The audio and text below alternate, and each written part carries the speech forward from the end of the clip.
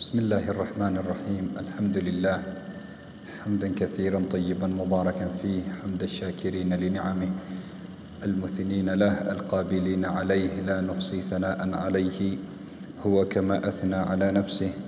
والصلاة والسلام الأتمان الأكملان المتلازمان على سيد الوجود محمد، رحمة الله المهداة للعالمين، الفاتح لما أغلق والخاتم لما سبق، ناصر الحق بالحق والهادي إلى صراط الله المستقيم، وعلى آله وصحبه حق قدره ومقداره العظيم. وبعد، أحبتي في الله، بعدكم شكور الحق سبحانه وتعالى na kumtakia rahma na amani kipenzi chake na kipenzi chetu Bwana Mtume Muhammad sallallahu alayhi wa ala alihi wa sahbihi wa sallama. Tukiendelea na darsa ya tafsir, tukiwa bado tupo katika kufasiri suratul Qiyama ambayo kwamba tumeianza katika darsa lililopita. Mwenyezi Mungu Subhanahu wa Ta'ala akianza kwa kiapo akisema, la uqsimu biyawmil qiyama wala uqsimu bin nafsil lawama. Mwenyezi Mungu akaapa kwa siku ya Kiyama, akaapa vile vile kwa an-nafsu al-lawama. Tukasema ni sampuli ya pili katika sampuli saba za nafsi, ikianza chini an-nafsu al-ammaratu bisu, kisha ikija an-nafsu al-lawama, kisha an-nafsu al-mulhama, kisha an-nafsu al-mutma'inna, an-nafsu al-radiya, an-nafsu al-mardiyya, mpaka daraja ya mwisho saba ambayo kwamba ni an-nafsu al-kamila. Mwenyezi Mungu Subhanahu wa Ta'ala akatuambia, ayahsabu al-insanu allan najma'a 'idhama, hivi anadhania mwanadamu kuwa hatutakusanya mifupa yake. Bala qadirina ala an nusawiya banana. Mungu asema bala twaweza hata kukusanya banana. Na ndipo tuliposimama hapa katika aya kama hii, tukasema banana katika lugha ya Kiarabu hutolikiwa ikakusudiwa vidole na mara nyingine ncha za vidole. Kwa Mwenyezi Mungu Subhanahu wa Ta'ala anaonesha kuwa anaweza kuzisawazisha vidole ama vikashikanishwa vile vidole, ukawa sasa huwezi kushika kitu, huwezi kuandika, huwezi kufanya chochote, ikawa mkono wako a'azzakumullah ni kama kwato ya mnyama imeshikana. Bala qadirina ala an nusawiya banana. Na ndio maana maulama wanatuambia hili neno wazungu wamelitoa katika lugha ya Kiarabu. Leo ukisikia ndizi inaitwa banana, ni neno asili yake la Kiarabu, kwa sababu mti wa ndizi ulikuwa unaitwa ama ndizi zilikuwa zinaitwa bananul mauz, kwa sababu banana ni vidole, ndizi zilikuwa zinafananishwa na vidole. Ule mti wenyewe ndio uitwa mauz, kwa kwamba leo ndizi zaitwa mauz, ule mti wenyewe uitwa mauz. Kwa hivyo bananul mauz, vidole vya mti wa mauz, ambao kwamba ndio ndizi zenyewe. Wa magharibi wakachukua banana na sisi tukaachiwa mauz, lakini asili yake ni vidole vya mgomba. Na taban lugha ya Kiarabu ni lugha mama na ni lugha pana, na yako maneno mingi katika lugha ya Kizungu ambayo kwamba asili yake ni Kiarabu. Wengine wamesema 1000, wengine wamefikisha mpaka 3000, bali wengine wasema mpaka 10,000. Utaona sugar asili yake ni sukar, cotton, taarifa, maneno mingi ambayo kwamba yapo katika lugha ya Kiingereza asili yake ni Kiarabu. Bali si lugha ya Kiingereza tu, lugha nyingi katika huu ulimwengu, hata lugha yetu ya Kiswahili kuna maneno mingi, asilimia kubwa ambayo kwamba asili yake ni maneno ya lugha ya Kiarabu. Na kama tunavyosema daima kwa lugha ya Kiarabu ndio lugha ambayo kwamba ni pana zaidi, na maulama wanatuambia maneno yake ni 5,996,000 ama 94, yani 6,000,000 kupungua 6,000 maneno ya lugha ya Kiarabu. Tofauti na maneno ya Kiingereza ni 8,50,000, ama maneno ya Kifaransa 1,180,000. Ni lugha mama na ni lugha pana na imebeba maneno mingi. Kwa hivyo bala qadirina ala an nusawiya banana. Vile vile tukashiria swala la fingerprints, tukasema banana hapa, baadhi ya maulama wanasema ni hili jambo ambalo kwamba limevumbuliwa katikati ya karne ya 19 1850s, baada ya mwanadamu kupata ilmu ya fingerprints na kujua kwa kila mwanadamu yake inatofautiana na mwenzake, bali kidole cha mkono wa kulia hakiko sawa na kidole cha mkono wa kushoto kwa mwanadamu huyo. Na Mwenyezi Mungu Subhanahu wa Ta'ala alikuwa anaweza kuzisawazisha, lakini zikatofautiana zote, ni kuonesha uhodari wake Mwenyezi Mungu Subhanahu wa Ta'ala katika kuumba. Al-Haqq Subhanahu wa Ta'ala kaendelea baada ya hapo kutuambia, bal yuridu al-insanu liyafjura amama, bali mwanadamu anataka liyafjura, afanye fujur, afanye uovu. Na hatosheki kufanya uovu kwa muda wa sasa tu, la, liyafjura amama, nataka kufanya uovu mpaka kwa siku zijazo. Hatosheki na uovu aliofanya siku zilizopita, wala ule ambao kwamba yuko ndani yake sasa, anataka kufanya uovu siku zote, ataka kuishi katika uovu tu daima. Bal yuridu al-insanu liyafjura amama. Baadhi ya maulama wanatuambia iliyokusudiwa hapa ni at-taswifu fi tauba, ni kuchelewesha tauba. Mtu anajivuta tu, haleti tauba, haombi msamaha kutokamana na madhambi yake, anajivuta akijivuta. Kwa sababu gani?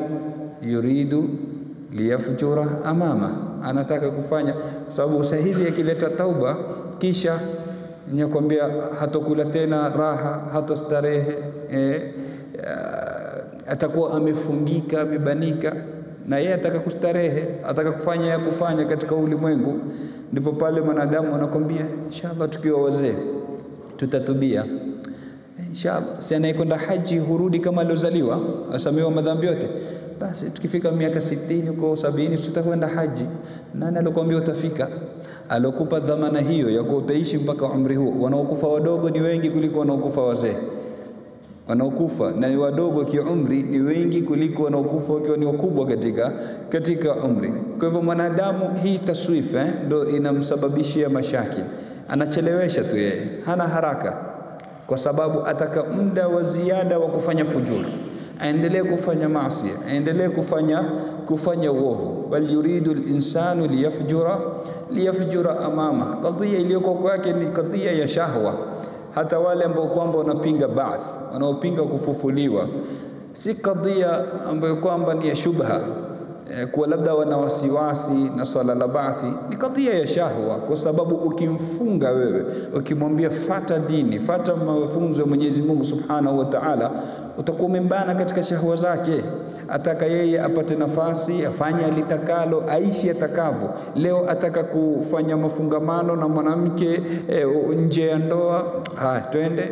Kesho ataka kunywa pombe, twende. Kesho kutwa ataka kula riba, afanye atakalo mwenyewe. Ataka freedom katika huu ulimwengu. Hivyo ni shahwa ambayo kwamba ipo ndani ya nafsi yake, si kadhia ya nini, ya shubha, kwa sababu dalili zipo nyingi za kuthibitisha kuwa kunao kufufuliwa, kunao ba'th. Na kama wanavyosema maulama, dalili hazina idadi zinazojulisha uwepo wa nini, wa ba'th, wa kufufuliwa wanadamu, bali baadhi ya maulama wamezifikisha 1000. Asema dalili za kuthibitisha kuwa ba'thi ipo zinafika dalili 1000. Yatosha usiku na mchana kututhibitishia hilo.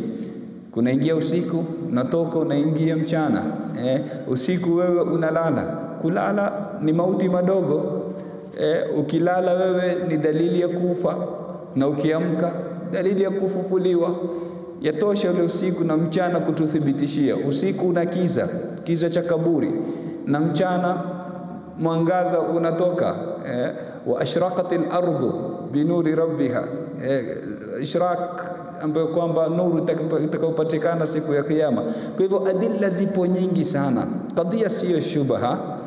Kwa hivyo anapokuja akafanya ilhad, anapokuja akakataa dini, akampinga Mwenyezi Mungu, akakufuru, huwa ni shahwa ya nafsi yake. Ataka uhuru, ataka freedom, afanye kile anachokitaka, achafue, aharibu, avuruge, afanye kila sampuli ya dini ya fujur. Hivi ndivyo anavyotaka mwanadamu. Bal yuridu al-insanu liyafjura amama, ataka kufanya fujur, na fujuri yenyewe si kwa hapa tu katika siku hizi, amama na mbele yake. Ataka kuendelea tu na chochote ambacho kwamba kinamsababishia arudi nyuma, hataki kukisikia. Na akitajiwa yaumul qiyama, ina maana atajidhibiti, atajizuia asifanye, lakini sasa hataki kuisikia. Ndio na araita alladhi yukadhibu biddin, unamwona yule ambaye kwamba anakadhibisha siku ya kiyama. Nini natija inayofuatia? Fadhalika alladhi yad'u al-yatim wala yahuddu ala ta'ami al-miskin. Kwa hivyo mabalaa yote yale ya kutesa mayatima, ya kutosisitiza kulisha maskini, ya kuacha swala ama kucheza na swala, yote yale yanaletwa kwa nini? Yukadhibu biddin, amekadhibisha siku ya kiyama. Lakini akishajua siku ya kiyama ipo, akishajua kuna hisabu ambayo kwamba inamsubiri, atajidhibiti, atafanya yaliyokuwa ni ya sawa. Kwa hivyo mwanadamu siku zote, kutokamana na mahaba yake ama mafungamano yake na shahwa na matamanio ya nafsi yake, hapendi cha kumkumbusha. Na ndio maana kuna wingi ukiwaambia njoo nikupe mawaidha, akwambia si Jumaa yatosha. Njoo hata usiende mbali, muangalie mtu akiscroll tu katika mitandao ya kijamii. Kwa mfano mtu yuko kwenye YouTube ama yuko kwenye Facebook ama chochote kile katika mitandao ya kijamii, akipita tu akiona kitu cha mawaidha ama Qur'ani, utaona anaipita haraka haraka. Lakini ngoja aone kuna usabasi, sijui kuna nyimbo, kuna chochote kile katika mambo ya shahawat, mambo ya maladhat, mambo ya starehe. Mashallah, ataisikiliza. Inshallah iwe nusu saa, inshallah iwe saa zima, lakini apate kipande tu, pengine kuna msomaji mzuri yosoma Qur'ani, na pengine aya ambazo kwamba za kumbusha mauti, kuonesha baadhi ya ajali za mauti. Tasikia wanzidi hao, so wakaishi makaburini kama ndio penda sana mauti. Shaona tatizo la mwanadamu mawaidha yakiwa pale, mawaidha ni hayo kwa hayo hayaishi. Hao mashekhe wapenda sana kusema bana, hawakauki midomo, wao ni kusema tu. Dakika 5 utashindwa kuzisikiliza. Kwa sababu gani? Sababu ya nafsi yako. Unajua ukisikiliza yale maneno, sio yule mzungumzaji ananukuu tu, qala Allah qala Rasulullah, ananukuu maneno ya Mwenyezi Mungu, maneno ya Mtume sallallahu alaihi wasallam. Na wewe huwezi kupinga maneno ya Mwenyezi Mungu, wala huwezi kuyapinga maneno ya Bwana Mtume Muhammad sallallahu alayhi wa ala alihi wa sahbihi wasallam, na ukisikia yatakuathiri. Kwa hivyo unafanya nini ili nisiyasikie yakaniathiri? Kwa sababu ikiniathiri nitaacha kulifanya lile la shahwa, napita mbio nisisikilize, ili niendelee kufanya nini? Kufanya la shahwa ambalo kwamba nilitaka. Bal yuridu al-insanu liyafjura amama, insan mwanadamu anataka kufanya fujur, anataka kufanya uovu katika siku za mbele ambazo kwamba bado anaendelea kuishi.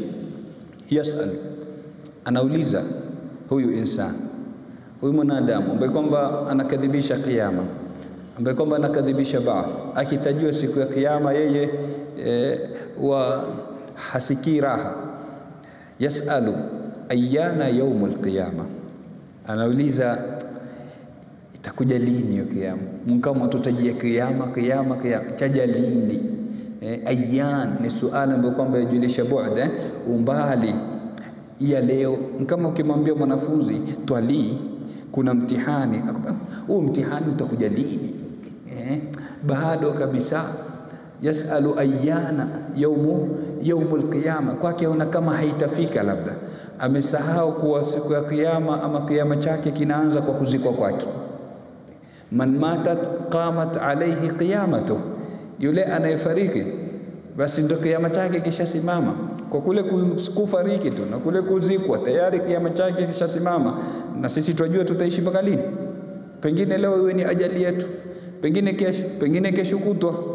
Matadri nafsu madha taksibu ghada, wama tadri nafsu bi ayi ardhin tamut, hajui mtu atafariki lini. Na ikiwa umefariki kesho, ndio kiyama chako kinaanza kesho. Kwa hivyo usikifanye kuwa ni kiko mbali, kisha fika. Ata amrullah fala tastajilu, Mwenyezi Mungu Subhanahu wa Ta'ala tubekisha fika kiyama, na zile ishara ama dalili zake ama alama zake zishadhihiri nyingi, na bado chache katika zile kubwa, lakini nyingi katika alamati saa zishadhihiri, zimeonekana. Kuna kuanzia kipindi cha bwana mtume Muhammad sallallahu alayhi wa ala alihi wa sahbihi wasallam, mwenye akisema bu'ithtu ana wasaa kahatain, nimetumilizwa mimi na kiyama ni kama hivi.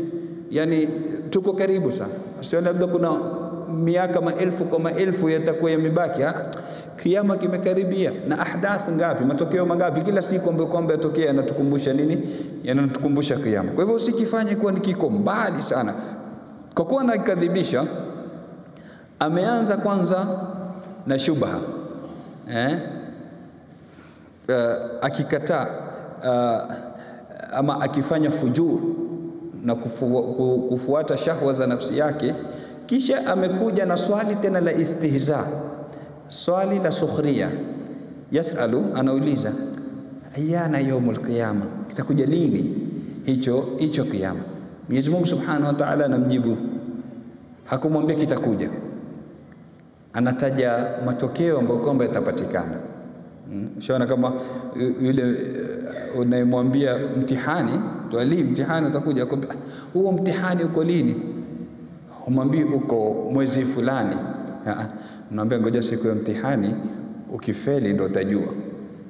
Anza kumtajia matokeo sasa, wa yawm al-imtihan yukramu al-mar'u au yuhan, siku ya mtihani ndio mwanadamu hukirimiwa ama hutwezwa. Ikiwa alitalia kafanya bidii atapata kufaulu, ikiwa alifanya machezo yuhan atafeli. Sasa unaanza kumtajia ahdath, unaanza kumtajia matokeo. Mwenyezi Mungu Subhanahu wa Ta'ala kumwambia kiyama iko lini, anamtajia matokeo. Anasema fa idha bariqa al-basar, fa idha bariqa al-basar, pindi macho yatakapodawa, pindi macho yatakapopigwa na butwa. Bariqa min al-barqa, tukamana na ile barq ule umeme ambao kwamba unapiga kutoka mbinguni haraka, ule unakuja kwa muda mdogo sana. Maulama wanatuambia imetumika neno hili hapa kwa sababu ukiambiwa bariqa ar-rajul ni pale kunapopiga ule umeme akapeleka jicho lake haraka atakapoona, lakini haudiriki kwa sababu ushampiga ushakwenda. Fa idha bariqa al-basar, ndivyo kutakavyokuwa siku ya kiyama. Ghafla pap, unaona mambo yashatokea, jicho limepigwa na butwa, limeshangaza, ndio kimefika kiyama hivyo. Fa idha bariqa al-basar. Katika qiraa chingine fa idha baraqa al-basar min al-bariq min al-lam'an, yani siku ambayo kwamba macho yatakuwa na mwangaza kutokamana na nini? Kung'ara. Baraka al-basar. Mwenyezi Mungu Subhanahu wa Ta'ala anataja, anaendelea kutaja ahdath, matokeo siku hiyo. Asema wa khasafa al-qamar, na jua nalo ama mwezi ukapoteza mwangaza wake, ukashikwa ule mwezi. Kama katika matokeo kwamba tunayoona katika ulimwengu, mara mwezi umeshikwa, mara jua limeshikwa, hauonekani, haionekani mwangaza wake. Wa khasafa al-qamar, katika alama za kiyama, kama mwezi utafanywa nini? Utapatikana na khusuf, utashikwa. Wa jumi'a ash-shamsu wal-qamar, yatajumuishwa shams, jua, wal-qamar, na mwezi zitakusanywa, zitawekwa pamoja. Baadhi ya maulama wasema fi dhahabi dawihima, katika kupotea mwangaza wake.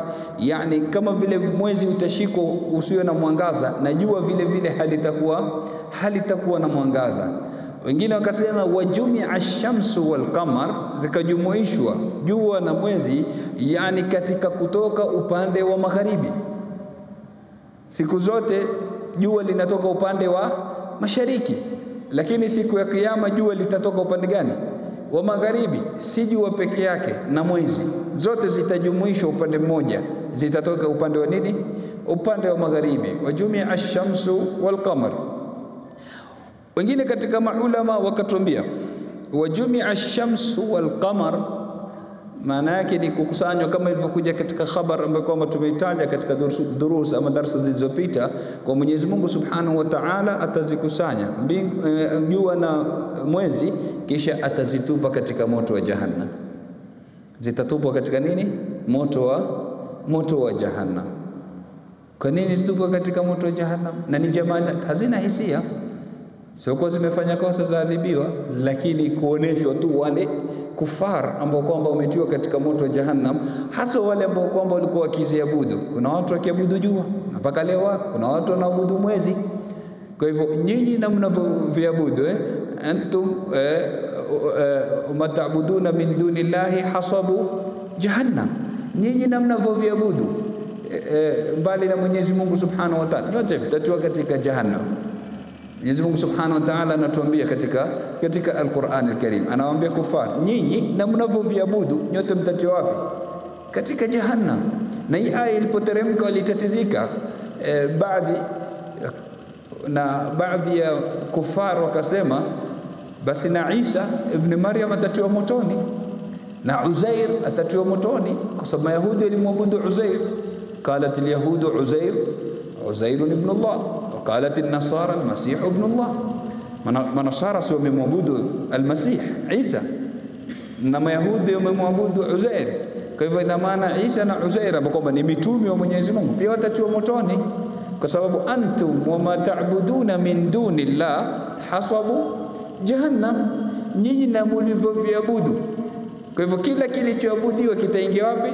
Motoni, kwa mujibu wa hii aya. Mwenyezi Mungu Subhanahu wa Ta'ala kateremsha aya nyingine akasema, innal ladhina sabaqat lahum minnal husna ulaika anha mub'adun, wale ambao kwamba tayari shatangulia kwetu sisi kwa wao wameokoka, wapo katika wema, ulaika anha mub'adun, hawa watakuwa mbali na huo moto.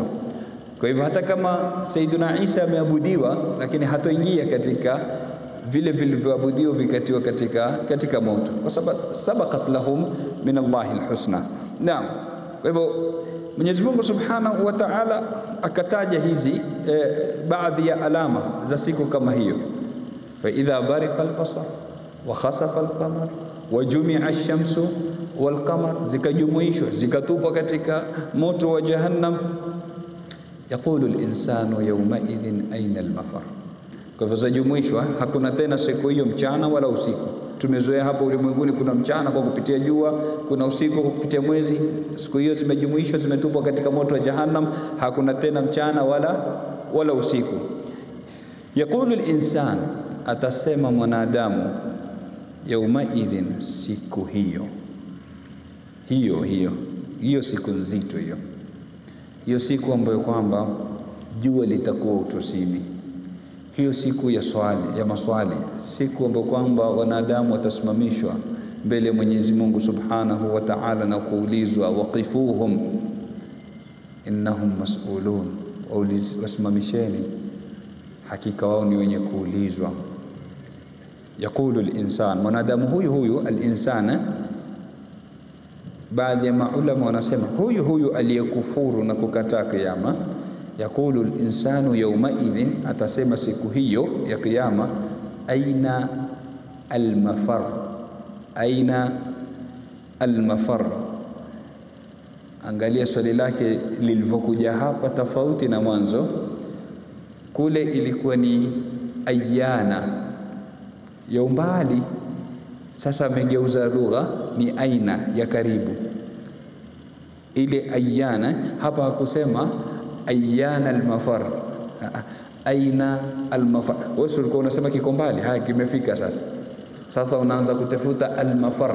Al-mafar ni kukimbia, farra yafirru, ataka kukimbia, atakimbia ende wapi? Aina al-mafar. Katika qiraa aina al-mafir,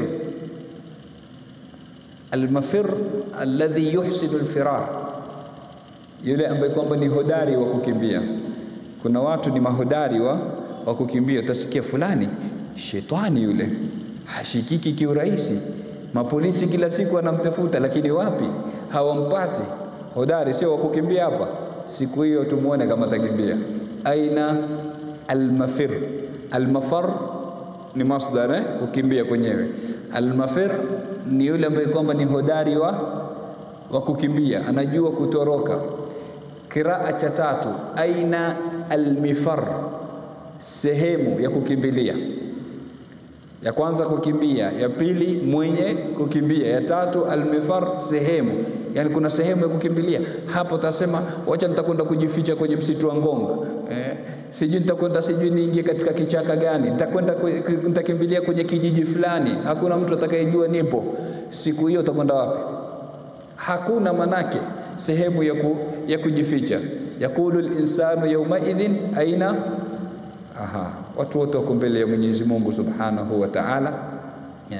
Na malaika wako hapo, ni kwenye hisabu, hakuna pa kukimbia. Kila moja nafsi nafsi, mpaka mitume wa Mwenyezi Mungu wanatoka, watu wanakwenda kwa Sayyiduna Adam, anamwambia wewe ndio baba wa wanadamu, wewe ndio hili mtume wa Mwenyezi Mungu, tuombe shufaa. Anasema nafsi nafsi, idhhabu ila ghairi, nafsi yangu nafsi yangu, nendeni kwa mwingine. Abul Bashar, baba wa wanadamu, lakini bado ni nafsi nafsi. Wanakwenda kwa Sayyiduna Nuh, nafsi nafsi. Wanakwenda kwa Sayyiduna Musa, nafsi. Sayyidina Ibrahim, nafsi nafsi. Wanakwenda kwa wote mpaka mwisho wanafika kwa Mtume sallallahu alaihi wasallam. Mtume awaambia ana laha ana laha, hiyo ni yangu. Ash-shafaa al-kubra ni Bwana Mtume Muhammad sallallahu alaihi wasallam. Mwenyezi Mungu ajalie katika watakaoingia katika shafaa ya Bwana Mtume Muhammad sallallahu alaihi wa ala alihi wasallam. Kwa hivyo ni siku nzito, siku ambayo kwamba watu watafufuliwa uchi, hakuna mwenye nguo siku hiyo. Sayyidatuna Aisha aliposikia habari hizo, anamuuliza ya Rasulullah, hivi yani wanaume na wanawake yani kana kwamba watakaa kutazamana? Mtume sallallahu alaihi wasallam ambia mambo ni makubwa zaidi ya unavyodhania. Hakuna muda huo siku hiyo. Hapa utatafuta kuangalia uchi, lakini siku hiyo kila moja nafsi nafsi, angalia ataokoka vipi katika siku kama hiyo. Naam, wa kwanza ambaye kwamba tavalisho imekuja katika hadithi ni Sayyiduna Ibrahim alayhi salam, awwalu man yuksa, wa kwanza atakayevalishwa, watu watafufuliwa uchi, wa kwanza atakayevalishwa ni nani? Imekuja katika hadithi awwalu man yuksa al-Khalil, wa kwanza atakayevalishwa ni Sayyiduna Ibrahim alayhi salam.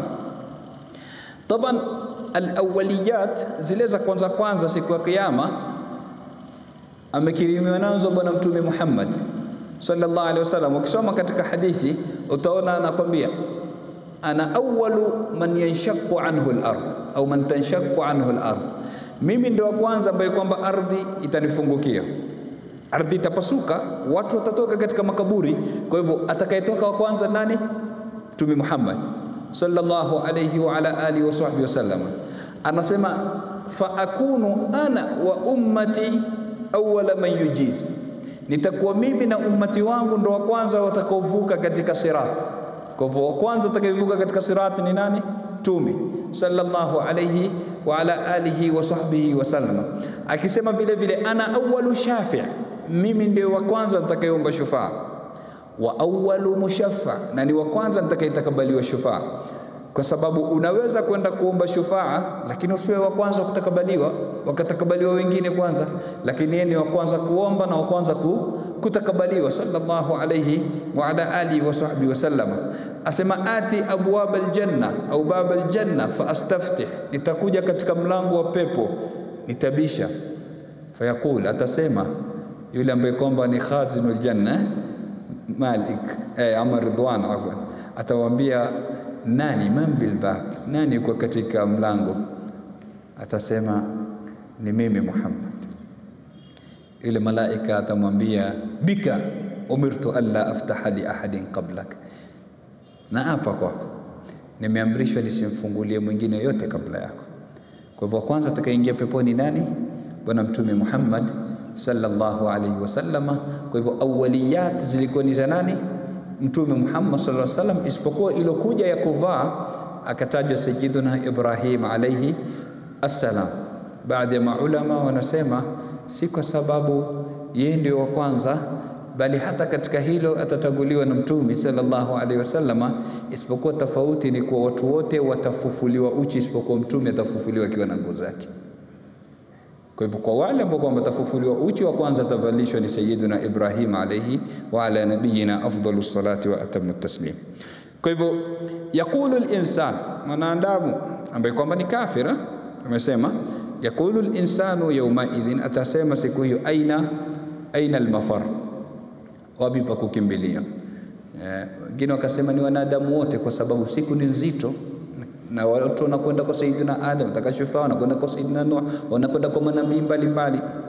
Lakini wengine katika ulama wakasema yenye nguvu ni kuwa ni kafir, kwa sababu waumini watakuwa chini ya kivuli cha arshi ya Mwenyezi Mungu Subhanahu wa Ta'ala, wakiwa na utulivu katika sehemu kama hiyo. Yaqulu al-insanu yawma idhin aina al-mafar al-mafir al-mifar. Kuja zote qiraa tatu. Tumesema al-mafar kukimbia, al-mafir mwenye aliyekuwa hodari katika kukimbia, al-mifar sehemu ya kukimbilia. Mwenyezi Mungu Subhanahu wa Ta'ala akaendelea kutuambia kalla la wazar, kalla la wazar. Kalla ni rada na zajr, yani Mwenyezi Mungu kana kwamba nakana, yani siku hakuna, kalla hakuna pa kukimbilia. La wazar, wazar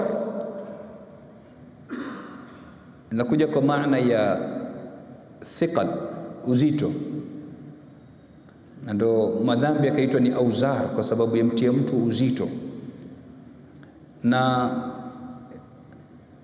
ilokusudiwa hapa ni jabali ambalo kwamba linakuwa ni ngome, ni hisna ambayo kwamba ni mania. Zamani watu walikuwa wakitaka kujikinga kutokana na adui, wanajificha nyuma ya jabali, wanajificha nyuma ya jabali, hasa watafuta pahali pa kujifichia. Mwenyezi Mungu anamwambia kalla la wazar, hakuna. Msije mkaona labda kuna ngome ya kwenda kujificha, msije mkaona labda kuna majabali mtakwenda kujificha nyuma yake. La wazar. Na kama ilivyokuja katika sura Taha, la tara fiha iwajan wala amta, hakuna siku hiyo hutoona ati sijui mabonde na milima, ardhi itakuwa ni mustawia. Ardhi ya mahshar, ardhi ya sehemu ambapo kwamba watu watafufuliwa na kufanyia hisabu, itakuwa ni mustawia, itakuwa mistawi. Hakuna mabonde, hakuna milima, hakuna majabali, hakuna chochote. Kwa hivyo usipate tabu kusema nitatafuta sehemu ya kujificha. Hakuna kujificha siku hiyo. Kalla la wazar, hakuna sehemu ya kwenda kujificha, hakuna hisna, hakuna ngome ambayo kwamba mtu atakwenda kujificha. Ila rabbika yawma idhinil mustaqar, ila rabbika, maulama natuambia ila mashiati rabbika, kwa mashia ya Mwenyezi Mungu na matakwa yake ndipo takapofikia mwanadamu. Fariqun fil jannati wa fariqun fis sa'ir, kama ilivyokuja katika Al-Qur'an Al-Karim. Kuna kipote ambacho kwamba kitakuwa ni cha kuingia peponi, na kuna kipote ambacho kwamba kitakuwa ni cha kuingia motoni, wal iyadhu billah. Kwa hivyo ila rabbika, siku hiyo mashia itakuwa ni ya Mwenyezi Mungu Subhanahu wa Ta'ala. Wengine wakasema ila rabbika, yani ila qada'i rabbika, katika hukumu na qada ya Mola wako Subhanahu wa Ta'ala. Siku hiyo hakuna pa kukimbilia, waqifuhum innahum mas'ulun. Siku hiyo hakuna pa kukimbilia, utasimamishwa mbele ya Mwenyezi Mungu na utaulizwa, na hukumu itakuwa ni yake yeye. Yeye ndio al-Hakam al-Adl. Na siku hiyo atanadi mwenyewe Mwenyezi Mungu Subhanahu wa Ta'ala, limanil mulku al-yawm, ufalme leo ni wa nani? Wako wapi waliodai ufalme? Yuko wapi Namrudi alodai kuhuisha na kufisha? Yuko wapi Firauni alisema ana rabbukumul a'la, mimi ndio mola wenu wa juu? Yuko wapi Firauni alosema ma alimtu lakum min ilahin ghairi? Yuko wapi Karuni aloghurika na mali yake? Wako wapi ambao kwamba ule uongozi uliwapanda juu ya kichwa, wakaona washafika, wakawa na jabaruti, wakadhulumu watu, wakatesa watu? Wako wapi? Limanil mulku al-yawm, ufalme leo ni wa nani? Kuonesha ufalme wa kihakika ni ufalme gani wa siku hiyo. Ndio maana daima tunasoma katika swala zetu, bali katika kila raka katika surati al-Fatiha, maliki yaumiddin ama maliki yaumiddin. Imekuja qiraa zote mbili. Malik ni mwenye kuimiliki siku ya kiyama, Malik ni mfalme wa siku ya kiyama. Hapa swali ambalo kwamba mtu atakikana ajiulize, kwani Mwenyezi Mungu haimiliki dunia? Kwani Mwenyezi Mungu si mfalme wa dunia? Mwenyezi Mungu ni mfalme wa dunia na kiyama. Lakini kwa nini akaufungamanisha ufalme wake na kiyama? Kwa nini ikawa maliki yaumiddin, mfalme wa siku ya kiyama? Kuonesha kuwa ufalme wa kihakika ni ufalme wa siku hiyo, si ufalme wa duniani. Izza ya kihakika ni ya siku hiyo. Ndio naona hata Mtume sallallahu alaihi wasallam akisema ana sayyidu waladi adama yawm alqiyama, mimi ni bwana wa wanadamu siku ya kiyama. Kwani hapa duniani si bwana wa wanadamu? Ni bwana wa wanadamu hata hapa duniani, lakini ataka kuonesha kuwa ubwana wa kihakika si wa hapa duniani, ni wa siku hiyo. Kwa hivyo maliki yaumiddin, Mwenyezi Mungu Subhanahu wa Ta'ala ndo mfalme wa siku ya kiyama. Ufalme wa dunia hauna maana yoyote. Aliingia Ibn Sammak. Ibn Sammak moja katika mabwana wakubwa waliotangulia, alikuwa katika karni ya pili mwisho ya tatu mwanzo, wakati wa khilafa ya daula ya Abbasiya. Wakati huo khalifa ni Harun al-Rashid. Anaingia katika majlis ya Harun al-Rashid. Ibn Sammak anamwona Harun al-Rashid ameshika kikombe cha maji, ataka kunywa glasi ya maji. Anamwambia, ya Amir al-Mu'minin, kabla hujanywa hayo maji naomba nikuulize swali. Kama utazuiwa usinywe hayo maji mpaka uyalipie, kama utazuiwa usinywe hayo maji mpaka uyalipie, wa illa utakufa kwa kiu, utayalipia na nini? Akasema, binisfi mulki, nitatoa nusu ufalme wangu. Bora nitoe nusu nibaki na nusu, lakini niko hai, kuliko nifariki ni ukose wote. Niko tayari kutoa nusu ufalme wangu kwa ajili ya glasi ya maji. Ibn Sammak akamwacha aje. Harun al-Rashid akanywa maji. Alipomaliza akamwambia, Amir al-Mu'minin, nina swali lingine. Kama utazuiwa kuyatoa hayo maji mpaka uyalipie, kama utazuiwa, yani ukashindwa kwenda haja ndogo, ukashindwa kwenda kuyatoa yale maji katika mwili wako mpaka uyalipie, utalipa na nini? Wa illa utakufa. Akamwambia, bin nisfi al-akhir, nitatoa nusu ya pili ya ufalme. Bora niishi si mfalme kuliko nife kwa kuchunga nusu ya ufalme. Ibn Sammak akamwambia, basi ufalme unaopotea katika glasi ya maji hauna maana yote. Nusu wapotea katika kunywa na nusu katika kuyatoa. Ufalme gani unaopotea katika glasi ya maji? Hauna maana yoyote. Maliki au maliki yaumi ad-din, ufalme wa kisawasawa ni ufalme wa siku ya kiyama. Atauliza mwenyewe al-Haq subhanahu wa ta'ala, limanil mulku al-yawm, ufalme leo ni wa nani?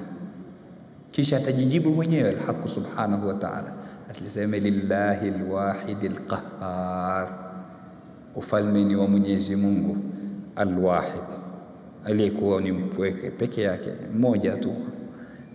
Wale ambao kwamba wameabudu wengine asiyokuwa Mwenyezi Mungu katika huu ulimwengu, wale ambao kwamba walimshirikisha Allah subhanahu wa ta'ala, siku hiyo hawaloabudu kwa ajili ya kuwasaidia. Lillahi alwahid alqahhar, mwenye nguvu za ushindi, mwenye nguvu za ushindi. Hapa mwanadamu utajifanya wewe wasta wote unao wewe, na kila mmoja ama wakubwa wote wajua wewe, na utishie watu, hunijui mimi nitakupoteza, sijui waziri kwa mkononi, sijui mkubwa wa polisi rafiki yangu na nini.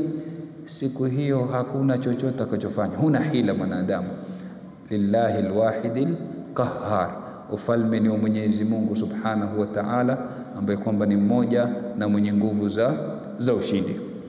Kwa hivyo, kalla la wazar ila rabbika yawma idhinil mustaqar, hakuna siku hiyo wazar, hakuna hisn, hakuna ngome, hakuna majabali ambapo kwamba utakwenda kujificha nyuma yake.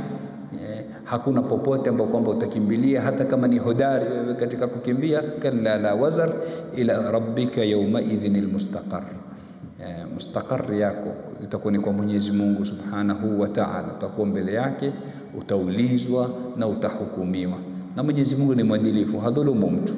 Hisabu yako yote utaipata kamili. Fa man utiya kitabahu biyaminihi, kuna wale watakaopewa kitabu chao kwa mkono wa kulia, wanajua mambo mazuri, tena wanajifakhira, umqra'u kitabi, jamani, njoni msome kitabu changu muone kilivyojaa mambo mazuri. Na kuna wale ambao kwamba watapewa kwa mkono wa kushoto. Mwenyezi Mungu asitujalie katika hao. Tasema laitani lam uta kitabi, ya laiti ningekuwa sikupewa kitabu changu. Hisabu, hakuna kudhulumiwa. Mwenyezi Mungu haachi hata mithqala dharra, kila kitu. Faman ya'mal mithqala dharratin khairan yara wa man ya'mal mithqala dharratin sharran yara. Wa inshallah ufanye mfano wa dharra. Dharra yani kiwango kidogo kabisa cha nini, cha khairi, utakipata siku hiyo katika hisabu yako. Na vile vile inshallah ufanye kiwango kichache cha shari, utakipata katika nini, katika hisabu yako. Kwa hivyo ila rabbika yawma idhinil mustaqar. Ndio maana as-salafu salih wema waliotangulia walikuwa wakimwomba Mwenyezi Mungu Subhanahu wa Ta'ala amiliane nao kwa lutfi yake, sio kwa adli yake. Allahumma amilna bifadlik, ya Rabbi amiliana na sisi kwa fadla yako, kwa sababu Mwenyezi Mungu Subhanahu wa Ta'ala ana fadla na ana adl. Kuna vitu viwili, Mwenyezi Mungu ana fadla na adl. Adl ni uadilifu. Uadilifu ni ufanywe hisabu kwa kila kitu, na ukienda kwa mlango huo utapata shida, kwa sababu hata swala unayoiswali ina matatizo. Ikiwa utakufanyia hisabu Mwenyezi Mungu, useme kwa mfano, mimi alhamdulillah nilikuwa nikiswali tena msikitini kwa jamaa, pengine swala yako ina ria, pengine swala yako ina mapungufu katika ahkamu za sharia, ilikuwa haiswihi. Kwa hivyo hata katika ibada zako kuna matatizo. Kwa hivyo usimwombe Mwenyezi Mungu aamiliane na wewe kwa adli, kwa uadilifu, yani akufanyie muhakama, akuhukumu jambo baada ya jambo kwa uadilifu wake, utaumia. Muombe Mwenyezi Mungu aamiliane na wewe kwa nini? Kwa fadhila yake. Na Mwenyezi Mungu akiamiliana na wewe kwa fadhila yake, anaweza hata sikufanyia hisabu na akakuingiza peponi moja kwa moja. Tumombe Mwenyezi Mungu atujalie katika wale ambao kwamba wataingia katika pepo bila ya hisabu wala iqab. Atujumuishe pamoja na Mtume Muhammad sallallahu alayhi wa ala alihi wa sahbihi wasallama, atujalie chini ya bendera yake siku ya kiyama, tuwe nyuma katika kundi lake, tuwe tutavuka na yeye katika as-sirat wa mwanzo, tutaingia na yeye katika pepo biidhnillah.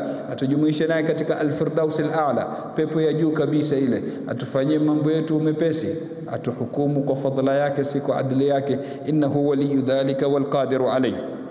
Inshallah katika darsa itakayofuatia tutakuja kuendelea, yunabba'ul insanu yawma idhin bima qaddama wama akhar. Mwanadamu atajulishwa siku hiyo ya kiyama alivyovitanguliza na alivyovichelewesha. Ni vipi alivyovitanguliza na vipi alivyovichelewesha, na aya ambazo kwamba zitafuatia zikiendelea kumweleza mwanadamu na anayoyafanya. Tumomba Mwenyezi Mungu atujalie minal ladhina yastami'una alqawla fayattabi'una ahsana, innahu waliyyu dhalika wal qadiru alayhi. Sallallahu wa sallama ala sayyidina Muhammadin wa ala alihi wa sahbihi wa man tabi'ahum bi ihsanin ila yawmiddin, walhamdulillahi rabbil alamin.